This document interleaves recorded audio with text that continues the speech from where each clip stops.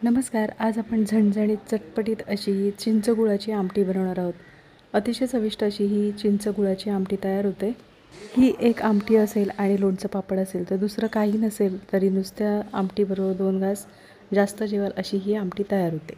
1 वाटी तुरीची डाळ आपण धुवून घेतल्यानंतर आपण 10 ते 15 मिनिटं भिजवून घेतलेली आहे.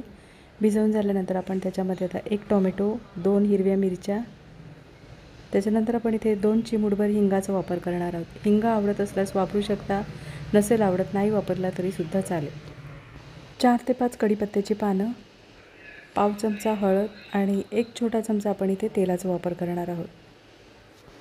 तेलामुळे डाळ छान मऊ अशी शिजली जाते. कुकरला झाकण लावून 2 ते 3 शिट्यांमध्ये आपण डाळ छान शिजवून घेणार आहोत. साधारण कुकर थंड झाल्यानंतर झाकण काढून इथे डाळ छान शिजलेली आहे आणि आता आपण ती गरम असतानाच अशा पद्धतीने आपण मिक्स करून घेणार आहोत.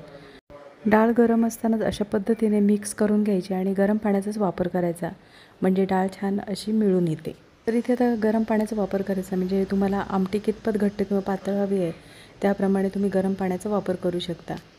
तर इथे आता गरम पाण्याचा वापर केल्यानंतर डाळ आपण पाण्यामध्ये मिक्स करून घेणार आहोत. तर ही चिंचगुळाची आमटी बनवण्यासाठी आपण इथे काय काय साहित्य लागतं ते पाहूया. इथे मी एक छोटी कैरी घेतलेली आहे, त्यानंतर आपण इथे चिंच घेतलेली आहे, गूळ घेतलेला आहे, टोमॅटो घेतलेला आहे, कढीपत्ता, लसूण आणि इथे आपण कांदा घेतलेला आहे आणि 2 मिरच्या घेतलेल्या आहेत. पातेल्यामध्ये आपण फोडणीपुरतं तेल गरम करून घेणार आहोत. तेल छान गरम झाल्यानंतर पाव चमचा मोहरी छान तडतडू द्यायची. तडतडली म्हणजे खमंगपणा छान येतो आमटीमध्ये. तर इथे मोहरी तडतडल्यानंतर आपण पाव चमचा इथे जिऱ्याचा वापर करणार आहोत. मोहरी आणि जिरे छान तडतडल्यानंतर आपण इथे 1 बारीक चिरलेला कांदा, 2 हिरव्या मिरच्या, त्याच्यानंतर आपण 3 ते 4 लसूण पाकळ्या ठेचून घेतलेल्या आहेत आणि कढीपत्त्याची पानं. तर इथे आता गॅसची फ्लेम स्लो ठेवायची आहे आणि स्लो गॅसवर आपण फोडणी छान परतवून घेणार आहोत. तर इथे कांद्याचा रंग बदलेपर्यंत आपण कांदा छान परतवून घ्यायचा आहे. कांदा परतवून झाल्यानंतर आपण टोमॅटो परतवून घेतलेला आहे. त्यानंतर आपण 2 चिमूटभर हिंगाचा वापर केलेला आहे. तर इथे आपण घरगुती लाल तिखट म्हणजे साठवणीचा मसाला 1 चमचा वापरलेला आहे. इथे तुम्ही तुमच्या आवडीनुसार साठवणीच्या मसाल्याचा वापर करू शकता. साठवणीचा मसाला नसेल तर तुम्ही कांदा लसूण मसाला वापरू शकता. तर इथे आता फोडणीमध्ये आपण घरगुती लाल तिखट परतवून झालेलं आहे. तर इथे आता घरगुती लाल तिखट परतवून झाल्यानंतर आपण इथे आता डाळ आपण जी शिजवून घेतलेली आहे ती फोडणी करून घेणार आहोत. तर इथे आता डाळ आपण फोडणीला देऊन झालेली आहे आणि आता कुकरमध्ये आपण थोडंसं पाणी घेऊन आपण कुकर स्वच्छ धुवून घेणार आहोत. इथे तुम्हाला आमटी कितपत घट्ट किंवा पातळ हवी आहे त्याप्रमाणे पाण्याचा अंदाज ठेवायचा आहे. तर इथे आता आमटी आपण एकदा ढवळून झालेली आहे. आमटी ढवळून झाल्यानंतर आपण इथे चिंच गरम पाण्यामध्ये जी ठेवून दिलेली आहे ती आपण अशा पद्धतीने मिक्स करून घेणार आहोत. तर आपण चिंचेचा गर पूर्णपणे आपण पाण्यामध्ये काढून घेणार आहोत. तर इथे आता चिंच आपण खुळून झालेली आहे.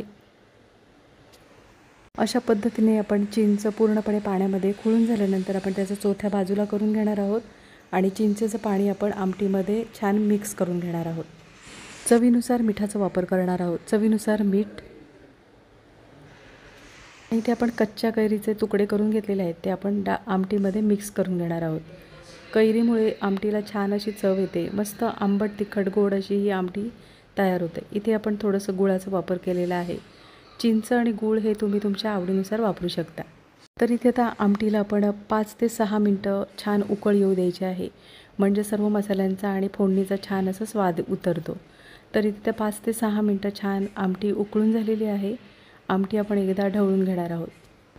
कच्च्या कैरीचा नक्की वापर करून बघा. मस्त चटपटीत अशी आमटी तयार होते. नुसत्या आमटीबरोबर जेवाल अशी ही आमटी तयार होते. तर इथे आता 5 ते 6 मिनटं आमटी छान उकळून झालेली आहे. गॅस बंद करायचा आहे.